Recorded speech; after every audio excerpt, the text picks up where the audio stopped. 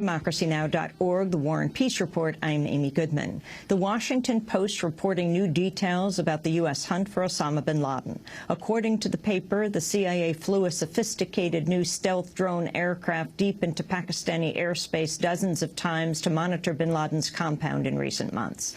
Designed to evade radar detection, the aircraft was able to fly well beyond the boundaries that Pakistan has long imposed on other U.S. drones that routinely carry out strikes near the border with Afghanistan.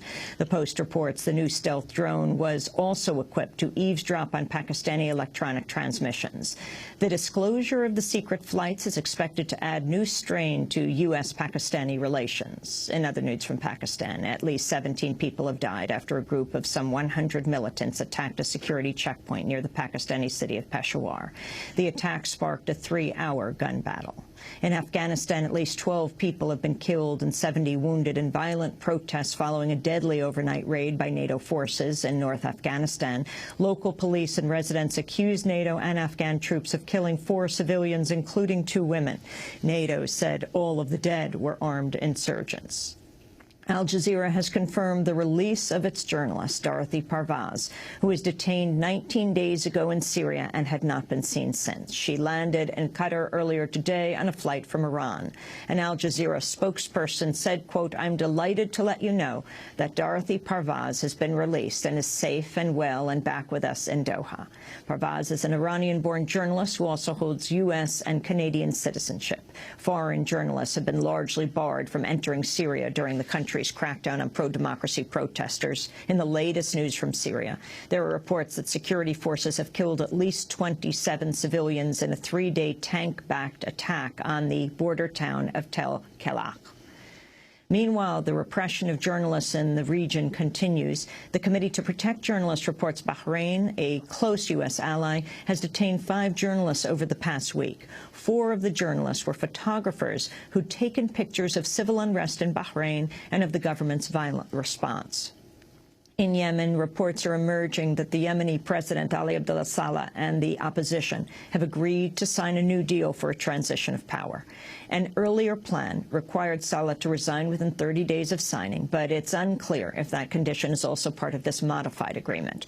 On Tuesday, Yemenis marked 100 days of protest against the government. Over 100 days, we are more determined to overthrow the regime. We are not leaving the square until the regime is ousted. International Monetary Fund Chief Dominique Strauss-Kahn has been reportedly placed on suicide watch in his New York City jail cell. Strauss-Kahn is being held without bail on charges of attempted rape, sexual assault, and unlawful imprisonment for allegedly sexually assaulting a hotel maid on Saturday. More details have emerged about the victim. She's been described as a 32-year-old Muslim from West African nation of Guinea who sought asylum in the United States. Her attorney is Jeffrey Shapiro. She's a 32-year-old woman who comes from Guinea, who came to the United States approximately 7 years ago with her daughter. Her daughter is now 15 years old. She's a single mother. She's the sole support of herself and her daughter. She's alone in this country. She was not allowed much of an education in her home country, came here under difficult circumstances, but managed to develop a trade in becoming a housekeeper. Was very grateful to have that job. Worked at this particular hotel for approximately 3 years, and was very happy for the fact that she lived in this country and she could provide a life for herself and her daughter. Over 800 homeowners, clergy, and workers protested outside J.P. Morgan Chase's annual meeting in Columbus, Ohio, Tuesday. The demonstrators called on the banking giant to stop dodging its corporate taxes and to stop foreclosing on over 100,000 Ohio families each year. CEO Jamie Dimon made $21 million in 2010. Oh, no! And not only that, he received $19 billion in bonuses. Oh, no!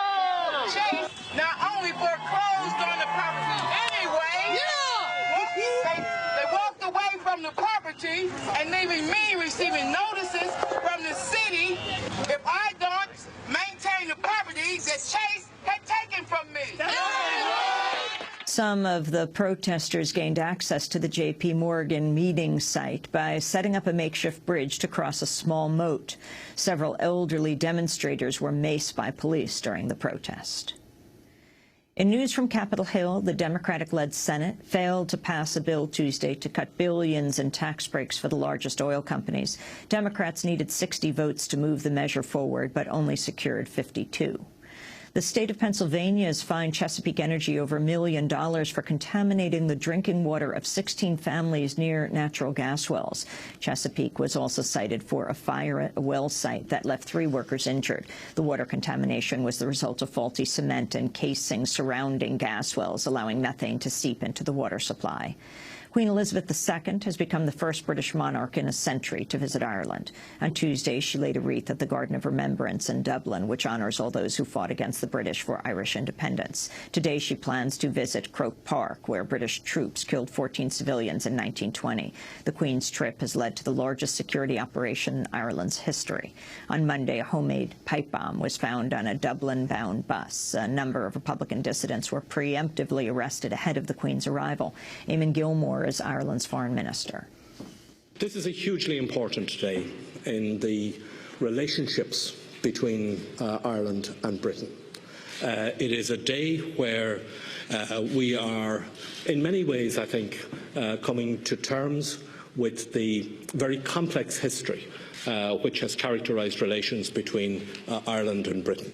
Guatemalan police claim to have killed 2 members of a violent Mexican drug cartel, believed to be responsible for a mass killing that left 27 people dead over the weekend. Guatemalan authorities say a 3rd member of the cartel, known as Los Zetas, was arrested. Meanwhile, Guatemalan President Álvaro Colom has declared a state of siege in the northern region of Guatemala that will last until at least Tuesday as authorities search for more suspects. Police have been granted the right to conduct night raids and carry out arrests and searches without warrants, and also curtails rights of expression and assembly. In medical news, a San Francisco man has reportedly become the first person ever to be cured of AIDS. Doctors say 45-year-old Timothy Ray Brown's HIV was eradicated after he received a bone marrow transplant from a person that had a rare HIV immunity. The transplant was intended to combat a resurgence of leukemia, which Brown has been cured of as well. Doctors are unsure why the treatment was so successful, but they will begin clinical trials next year. Republican presidential candidate Newt Gingrich has personally apologized to Republican Congressmember Paul Ryan for criticizing his plan to privatize Medicare. On Sunday, Gingrich described Ryan's plan as a, quote, radical change. I don't think right-wing social engineering is any more desirable than left-wing social engineering. I don't think imposing radical change from the right or the left is a very good way for a free society to operate. I think we need a national conversation to get to a better Medicare system with more choices for seniors. Over the past 3 days, Newt Gingrich has backtracked from his criticism and says he now supports Ryan's budget plan. Gingrich is also facing questions this week over a report he and his wife owed the high-end jeweler Tiffany & Company between $250,000 and $500,000. It's unclear if the debt was ever repaid. Meanwhile, Gingrich was the target of an unusual protest last night. A gay rights activist attempted to dump a box of rainbow confetti on Gingrich's head during an event in Minnesota. Feel the rainbow, Newt. Stop the hate. Stop anti-gay politics. It's dividing our country, and it's not fixing our economy. Do it like a man. And in Tacoma, Washington, school officials have acknowledged Secret Service agents recently interrogated a 7th grader during school without notifying the boy's mother. 13-year-old Vito LaPinta was questioned after he wrote a Facebook message expressing concern that suicide bombers would target President Obama following the death of Osama bin Laden. The boy described what happened in an interview with TV channel Q13 in Seattle. A man walked in a suit and glasses, and he said that he was part of the Secret Service, and he told me it was because of a post that I made, and it indicated as a threat towards the president. Vito's mother, Timmy Robertson, expressed outrage over the incident. I just about lost it.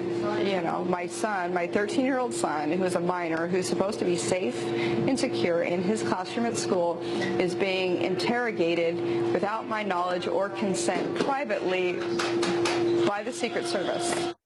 And those are some of the headlines. This is Democracy Now!, democracynow.org, The War and Peace Report. I'm Amy Goodman.